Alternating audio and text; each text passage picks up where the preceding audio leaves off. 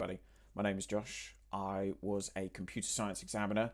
I was a head of computer science in UK-based schools, and also I run a tutoring business where I've helped thousands of students to get better grades. I'm going to be shifting these lessons over to doing some programming topics, and I'm trying to condense the information down as much as possible so that you can just watch some short videos and pick up some key characteristics that you can use in your exams.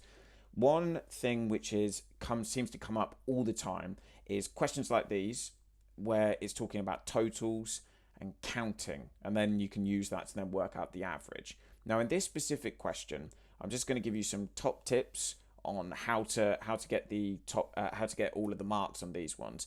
But I just see the totaling and the counting coming up so often. So I'm going to try and do this as quick as possible for you people.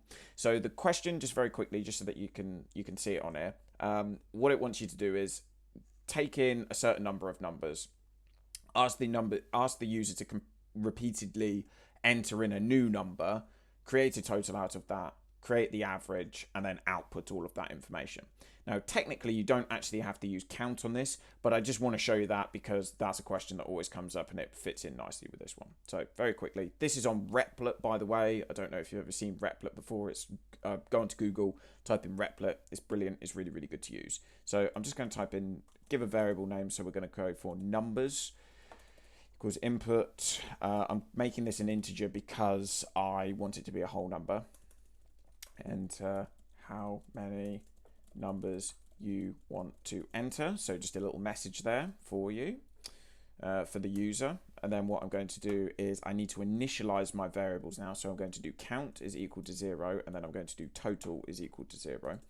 And then what I'm going to do now use is for I in range numbers. So this is the amount of times I want the for loop to loop for. So for loop there.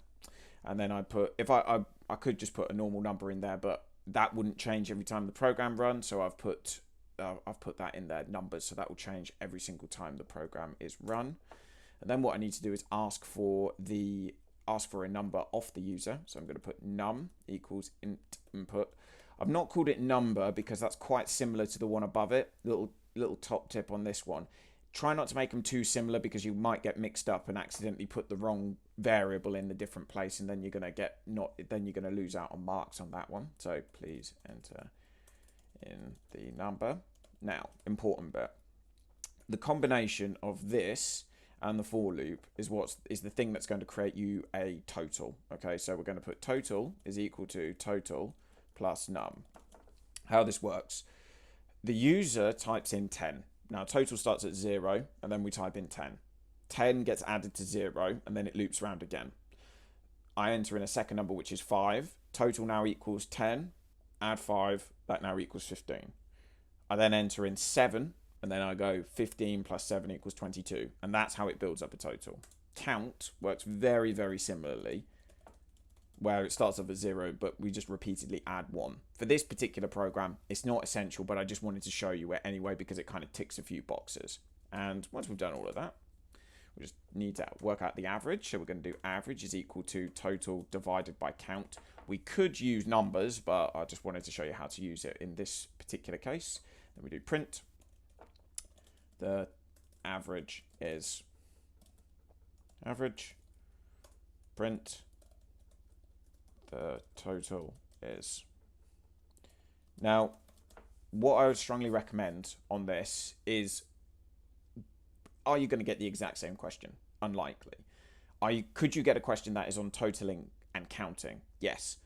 This is the important part. You need to make sure that you initialize the variables, put the for loop, however many times it wants you to do it, and then what you're going to do is you use these bits of code underneath it. You can literally make a flashcard, which is how to create a total, how to create a count, and then write that on the flashcard and just do it until it's in your head. That's going to be the quickest way of getting the information into your brain so that you can use it in the exam.